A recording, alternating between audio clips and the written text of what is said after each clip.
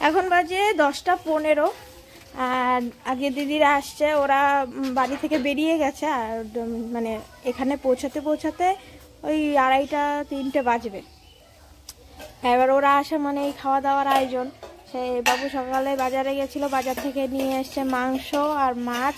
মাংস আনা হয়েছে, সেগুলো মানে পিস পিস করে রেখে দেওয়া হয়েছে, ওগুলো দিয়ে হবে চিকেন পকোড়া আজকে রাত্রেবেলা, তাই তো বাবু? কি মাছ? ল্যাঠা মাছ। আর এনেছে ল্যাটা মাছ আর শোল মাছ আছে। এই যে পকোড়া চিকেন এখানে রেডি রেখে দেবে। আর এই যে এক বক্স, এই বক্সের মধ্যে আছে ওই হাঁসের মাংস, সেটা কালকে হবে। আর কি কি অনেক রকমের মাছ ফাজ আছে, কি সব। এদিকে ভাত হয়ে গেছে, মা খাবার রেডি করছে। আর আমি যাব এখন স্নানে। এই যে সেদিন যেই ফুল গাছের ডালগুলো এনেছিলাম, এটা জবা ফুল গাছ। আর এটা এক রকমের গাছ, এই যে বাবু লাগিয়ে দিয়েছে, নাম জানি না। এটা একটা কালার, এটা একটা কালার। আর এই যে ছোট্ট একটা চারাও আছে, দেখা যাক এবার হয় কিনা। 9:16 বাজে, আমি রেডি হয়ে বেরোচ্ছি। ও মা,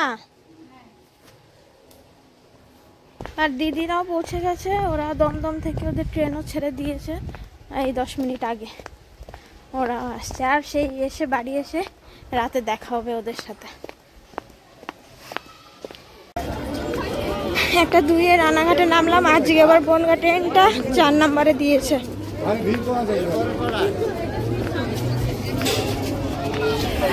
ওদিকে দিদিদের ট্রেনটাও প্রচুর লেট, প্রায় আধা ঘন্টা লেট।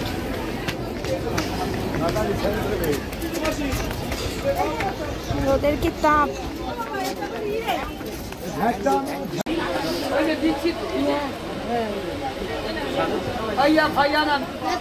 কখন ছাড়বে ঠিক নেই, উঠে বসলাম। 1:08 তো টাইম। মাঝের গ্রামে 40 মিনিট ট্রেনটা দাঁড়িয়ে থাকার পর এই এখন ছাড়লো।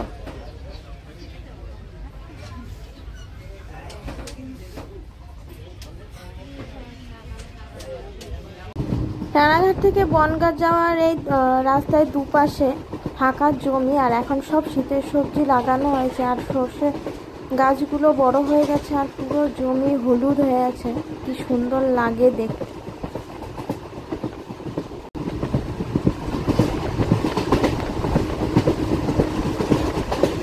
3টে বেজে গেল, এই পৌঁছালাম আজকে।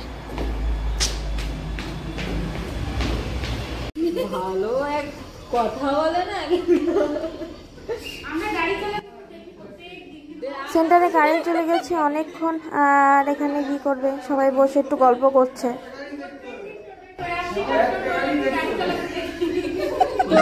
সাইডে বসে আছি, তাও তো টোটো চালানো শিখলাম না।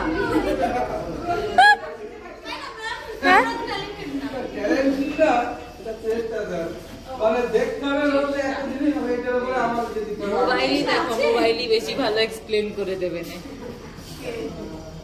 সিলাই 5:57 বাজে, সবাই বেরিয়ে গেছে ক্লাস থেকে। আমিও এখনই বেরোবো। এই যে ক্লাস ফাঁকা। টাটা, আবার কালকে দেখা হবে।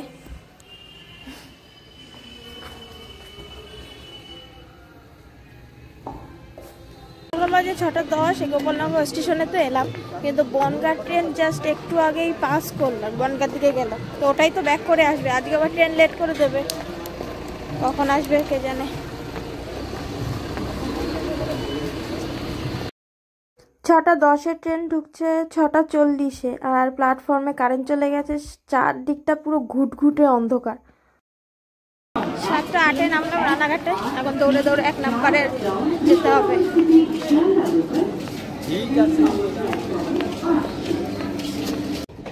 পৌঁছে গেছি বগুলায়। বাড়িতে ঢুকলাম 7:50-এ, আর সব ঝামেলা লোকজন চলে আসছে বাড়িতে। ওরে বাবা,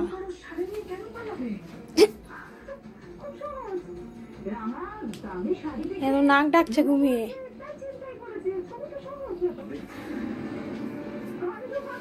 ও বাবু, হাসছে কেন তুমি? বাজে, আমি এখনো ফ্রেশ হতে পারলাম না।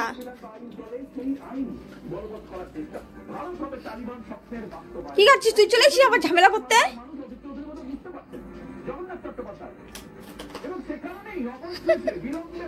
তুমি আসো কিছু নেই। আরে কি খাচ্ছ তুমি? ও দেখে আমি রান্না করে যা, রান্না করে যা।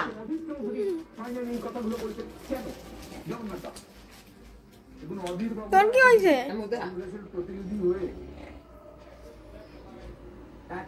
কি রে, নরম চরণ কথাবার্তা সব বন্ধ হয়ে গেছে তো।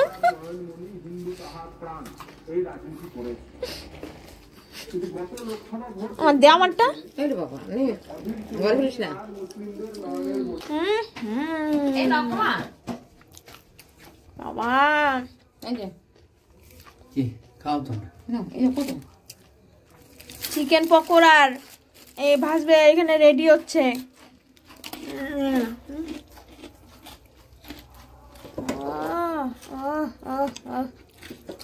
এই যে এখন এবার ফ্রাই হবে।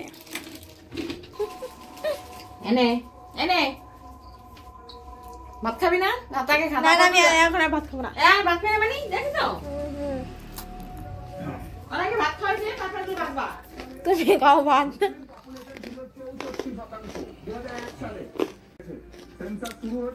তুই কুটবি না, জায়গায় বসে থাকবি।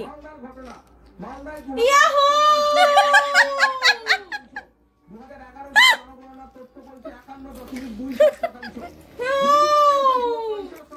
ইমা কি তোর গঞ্জা কিরম করছিস কেন তুই? হ্যাঁ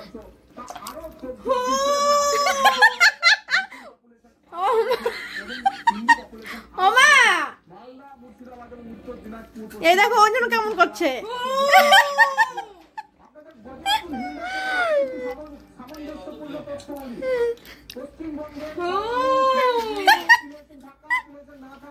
আমার দাও যেন কেমন করছে পাগলের মতন। মাথায় সমস্যা হয়ে গেছে।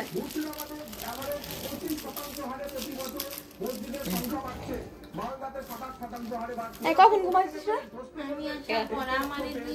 এত কাম করাইছে আমার মাথাটাই সমস্যা হয়ে গেছে।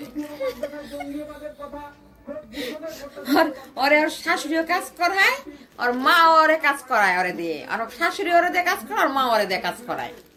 শাশুড়িও আমার দিয়ে কাম করায়, আমার মাও আমার দিয়ে কাজ করায়। একজন কাম করায় আর একজন কাজ করায়। তোর কাজ করতে করতেই জীবন কেটে যাবে। জীবনের অর্ধেকের বেশি সময় চলে গেল তোর কাজ করতে করতে। দেখুন সামান্য শান্তি নাই আমার। এইটাই ছিল তোর কপালে, কি আর করবি বল, মেনে নে। মেনে নিয়েই তো এগোচ্ছি।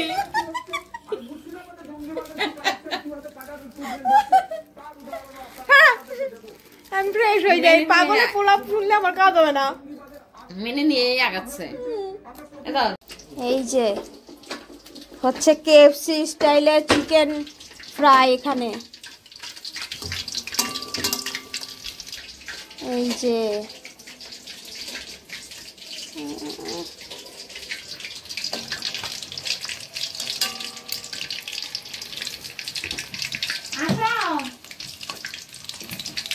সবাই বসেন, আপনিও বসেন, এদিকে আসেন। এ তো পুরো কেএফসি উঠে চলে আসলো মনে হয় বাড়ি। কেএফসি তাই তো মনে হচ্ছে। এই ঘর এই যে না পর এই যে সব কৃতিত্ব হলো বাবুর। মাইটা প্যাকেট ধরো।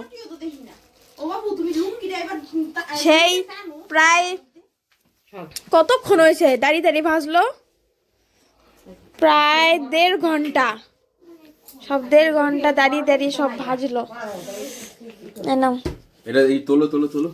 ওই তো বলে এটা আমরা কেএফসি থেকে নিয়ে এসেছি। Homemade KFC. এই যে সবাই বসো, সবাই বসো। দাঁড়া,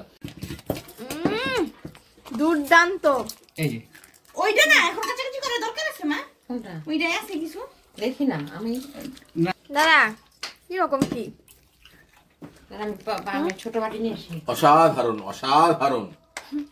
ওফ, এত তোর বাবু কোনটা? কেএফসি। এই যে দেখো এলো হাড়। ও বলুন খাও খাও। এলো মামা একটা বাটি নিয়ে এসো কাট না ও ও খাও খাও শুরু করো আমার এর মধ্যে একটু সস দে তাই আচ্ছা আচ্ছা বাবু আমি ও মামা সলিড দাও আমার এক পিস সলিড দাও ছোট আমি এটা হার হার খাই না আমি সলি দেখো এই বাবা এত বড় ছোট্ট দাও আমার একটা হ্যাঁ তুই কোথাতে খাচ্ছিস তুই নে অনেক পকোড়া শেষ। তুই সর ওনার নিতে দে মা তো কয়েক পিস খেলো, আমি সরবো কিভাবে 4 জনে মিলে একদম তিল না ভাই ব্যাগ যা খাবি সাবা করে দিই। বাবু 5 কিলো মাংসের ফ্রাই খেলাম আমরা, 1 কেজির উপরে চিকেন ফ্রাই সাবা করে দিলাম খেয়ে 4 জনে। আর মা কয়েক পিস খেয়েছে, 2-3 পিস খেয়েটে এখন আবার এত ভালো ভালো রান্না হয়েছে, সেটা তো আবার একটু না খেলেও হয় না। এই 1 চামচ একটু ভাত খাই, নাহলে আবার মায়ের রাত্রিবেলা ঘুমাবে না। কি কি করছো মা তুমি বলো? এইটা হলো শুটকি ভর্তা, এই যে হলো বেলের শাক দিয়ে কি দিয়ে ল্যাটা মাছের মাথা দিয়ে, আবার কি মাছ দিয়ে ল্যাটা মাছ দিয়ে, এইটা হলো শোল মাছ দিয়ে লাউ দিয়ে তরকারি। আর ওইখানে দাদার জন্য চা হচ্ছে। তখন থেকে পাগলের মতন শুরু করছিস তুই, ভুলভাল জিনিস খাস, ভুলভাল রকমের তোর মাথায় সমস্যা হয়ে যাচ্ছে। গুরুবার কি খাইছে কি জানি কোন দিক দিয়ে কি সব খায়।